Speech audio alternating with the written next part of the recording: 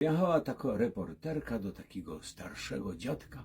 Wchodzi tam go do dziadku, a ja się dowiedziała, że wy macie 106 lat i w zeszłym roku żeście obchodzili ze swoją małżonką 80 lat. Prawda to jest? Ja, prawda to jest. Ale to zdradźcie nam ta tajemnica, co wyście to takiego robili, że takie zdrowie, tak dobrze wyglądacie i tyle razem żeście przeżyli z małżonką.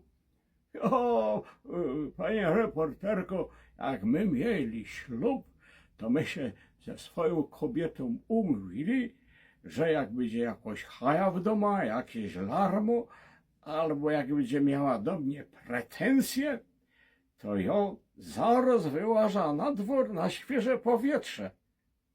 Ale to czyżby coś takiego miało tak zadziałać, że takie zdrowie...